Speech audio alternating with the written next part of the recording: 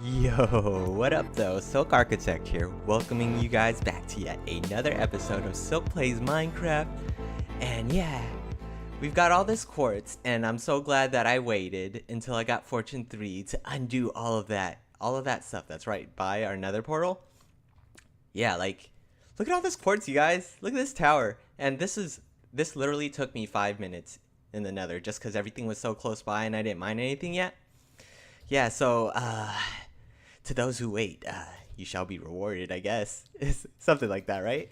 Anyways, let's get to mining this and see how much we could get. Oh man, that's so lovely. Look at this. Look at all this EXP. I didn't even think about the EXP we'd be getting. And since we don't have an EXP farm yet, this is luscious. This is splendiferous, you guys. Oh. And all of this quartz too. I don't know if they're gonna be decorative or if they're gonna be redstone. Maybe you right there. Maybe that one. Maybe that one's gonna be redstone, and this one. Let's split these two apart. One of them's gonna be redstone, and one of them is gonna be for a aesthetic project. But yeah, dude, like, oh, I'm still mining all of this quartz, and it's so great, so nice. This is. I don't care if it's one of the most simplest things, but just picking out all this gubbins, all these little giblets here. It's like one of the best parts of Minecraft. Oh yes, satisfaction get, you guys. This is actually going on longer than I anticipated. Oh,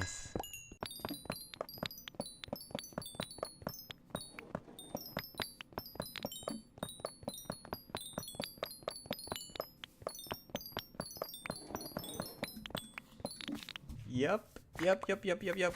Give me all those. Give me all the gubbins. Oh, yes. And this quartz. Yes. Level 28. Wow, I can almost, like, start enchanting stuff again.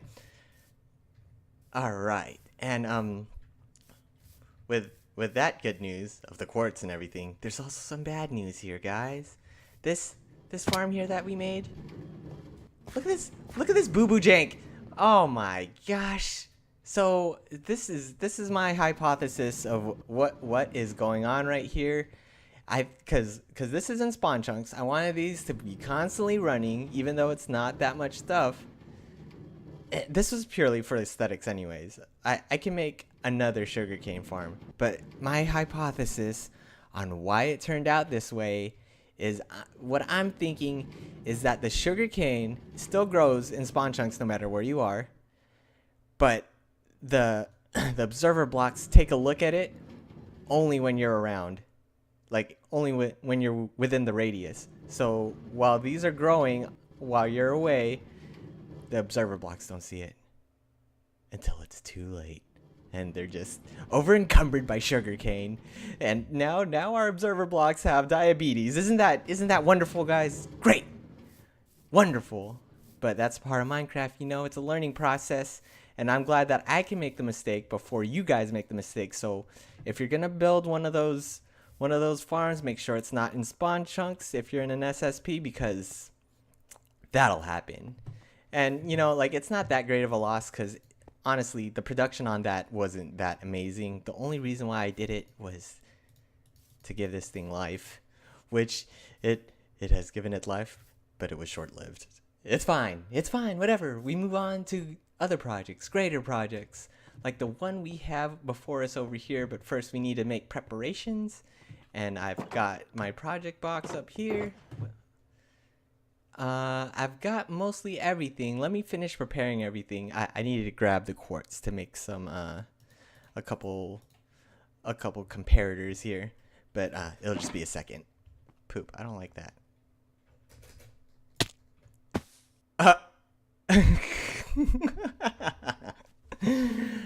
Oh, awesome. Alright, so leaving items behind can sometimes be pretty lethal. Forgot some water. and then death occurs. Oh gosh, why are you not infinite? What the hell's going on here? Alright, that should be infinite, so I'm just gonna keep grabbing off this one.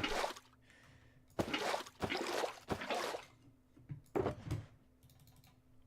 put away all of this water in there. Man, dude, like we not only did we lose our levels, but we also lost our mending silk touch pick because one of the things we had on it was Curse of Vanishing, and yep, it's gone now forever. It had silk and mending on it. I guess inevitably we would have lost that because I mean death happens all the time. Don't pretend like it doesn't, because it does. But I think that we have everything we need now, hopefully. Oh geez. All right, so let's forget that ever happened, and yeah, it's a thing of the past now. It doesn't matter. And so now we're gonna get started on actually, whoa, bit of jumpiness there. Okay. All right, so now that we have all of our items, we could get started on this endeavor, which should be simple enough. What we have here is a diamond shape. I did come up with this on my own, and it was actually inspired off of Mumbo's design, and I was just like, why is it all on the side? Can it all just be in the same circuit? So I set up a torch tower, and then I divvied up the power between 4 dispensers, so that way you don't have to have too much circuitry going on. I did look up a couple farms afterwards to see if I can make like a tutorial on this, and I saw that Snow Crash had a very similar shape design. I don't know if the circuitry is the same, but I just saw it from the picture and I was like, oh, I guess no tutorial really, because it is way too similar to this. Also, I think El Mango has something of a similar fashion too. I seen the diamond shape and I thought I was so clever. I thought I was the first, but apparently not. But that's fine. So so the torch tower will be activated and these dispensers will go off, and we just need to close off a few bits here so mobs can't try to enter that area. And I think that's all we could do for here. And then we go down. Oh, guess we can't do this one yet. We have to go down, and as we're going down, we can place these here.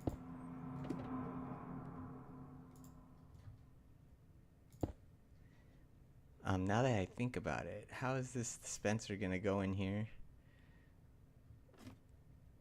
Alright, we'll work that out right here. I think all we have to do is something like that, and then because the dispenser faces the way that you're coming from, so yeah, we'll just do that. Well, not this. Let's get rid of that. We'll do this. And then place our wait a second. No, we need to be one more up. This needs to go.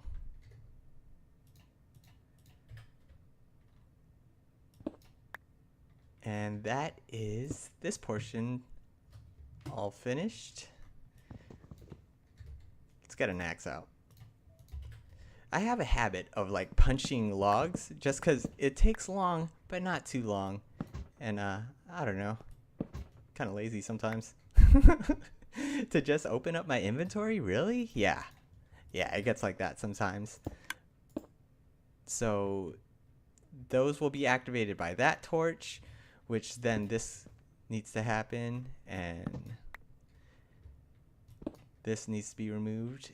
So to continue the torch tower upward, you want these to be on every other block. So you see how this one unpowers that one, and you want that every other redstone torch needs to be unpowered, and then every other one needs to be powered, and some kind of fashion like that. Yeah. So we just continue on with the same thing. You know what I totally forgot is to place water in in the ones above here. So let's do that real quick. Just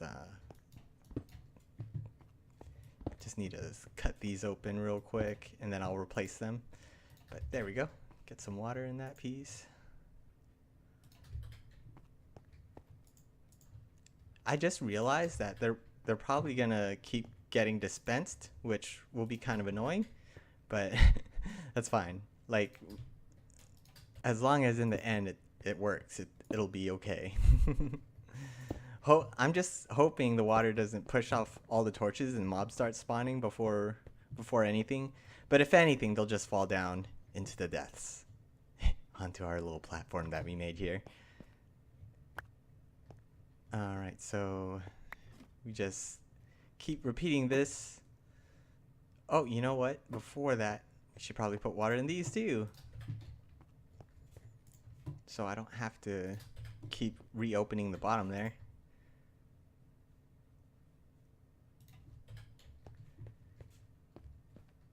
And that's basically it. Alright, next what we'll do is actually the redstone circuitry that will actually control the torch tower. And yeah, I'm pretty proud of it because I did design the entirety of the circuitry on my own, and it's like the first time that I really actually designed a mob farm, so pretty happy about it. And it's relatively simple. I've just got an etho hopper clock to start things off here, and if none of you guys know how to make these, it's actually a relatively simple circuit to make. You just connect both those hoppers up here, and then you have some comparators to read those hoppers. When items travel back and forth between the hoppers, it'll power the comparator, which will in turn power this block and powers that redstone, which makes these pistons shift back and forth, alternating the redstone signal, and then we'll have the redstone signal lead to that, which is next. The next part I think is, what did I put here? I think I put yeah. All right, so I put a monostable circuit right here, where we just need to have some redstone that powers the piston, which gives this gives this power, and it gives it a single pulse, which will actually be connected to this pulse extender I have set up, which we just need to put some full blocks here, and then connect some redstone repeaters. And this one will be on 2 ticks. I actually don't know why that needs to be on 2 ticks, because for what I want the redstone repeaters to actually extend the pulse for a certain amount of time. And yeah, for that one I don't want it to, but for some reason it only works when I extend that pulse there. So here we go, and these are all going to be set to 4 ticks to give that dispenser some time to get the water out. And yeah, that's essentially it. We just need to actually put some items in here to power this. And almost forgot one thing, is to connect the torch tower together. Bloop. Okay, so I think all I need to do is place items in there, and it should be good. Am I missing anything before I try it out here? All right, here, let's give it a go, yeah? And which item? Oh, did I not bring the items that I wanted? Because I wanted, like, yeah, whatever. We'll just use redstone then. Alright, that's fine. We'll use redstone as the timer. Oh no! Oh no! Did not want that in there. Give me that back. Whew! Holy poops. Not what I wanted. Definitely not. Here we go. We'll do a bit like that. Wow. Hopefully that didn't break our farm. That should just be one pulse, right? Here, let's watch it. Let's watch it for a second to make sure. Okay, so Alright, cool. It's one pulse, and then it turns the water off, right? Doesn't seem to be turning the water off. Well, it seems to be semi-working. Let's fly off this and see if the water's actually doing what we want it to. It could actually be inverse right now. Like the water could be the one that is. Oh wow. It's like some of them are on and some of them aren't. We may have to do some troubleshooting. Oh poop. Was hoping that it would not come to this. Okay, so what I expected to happen actually happened, and it's kind of boo-boo.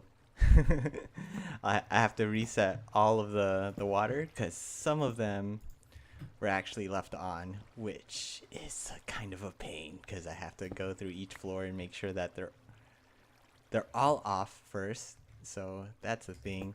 Which, I mean, the farm wasn't completely broken, but if we want it to be as efficient as possible, we need to make sure that they all get set off at the same time.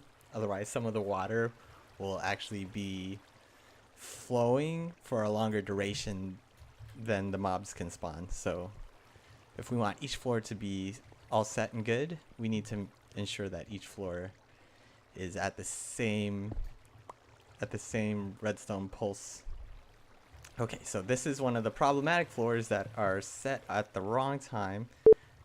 I've been putting these here to catch myself, and then yeah, I really just have to take it out, pick up the water, and then place the water back in, which it's not so bad. And most of the floors were okay, but the ones that aren't, it's like, such a pain.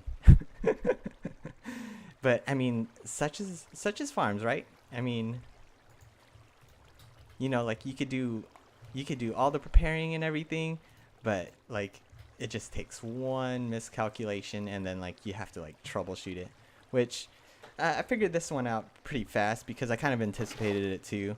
But yeah, but I mean, overall, I'm still happy about the farm and the progress that we're making on it. I just need to fix it.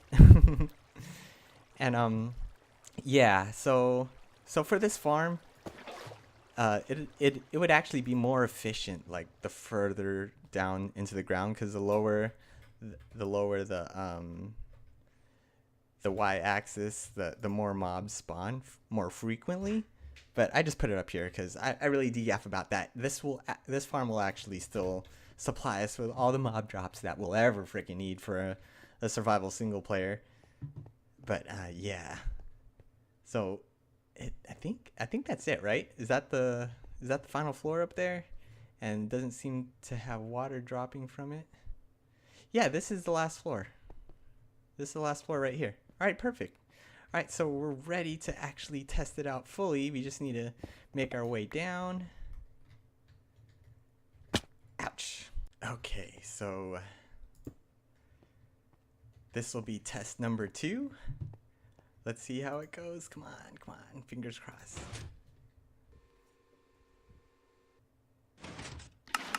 Okay, that all went off, and then that should shut the water off. Perfect, and it should do that to all the floors. Mob should be dropping, unless they're all spawned down below, which would be kind of lame face. All right, let's go see if the water is at least dispensing in the correct manner. Okay, so mobs are spawning, water's getting dispensed. how about up there? Is the water getting dispensed up there? Here, let's get up higher, some higher altitude, so we could watch for a longer time. All right. So, any water getting dispensed there? They are getting dispensed at the top. Mobs are dropping. Oh, I think it's working, you guys. And all we need, the mob farm's pretty functional. I'm getting the drops, sweet, and some torches from all the times that I had to go up there.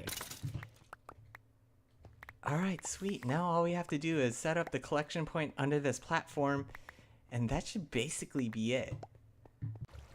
All right, so just to summarize what's going on over here, we have an etho hopper clock, which is our clock that whenever this gets shifted over, powers this redstone, which powers this monostable circuit, which sends a 1-tick pulse to our pulse extender here, which powers this torch, and then powers it again to actually turn it off.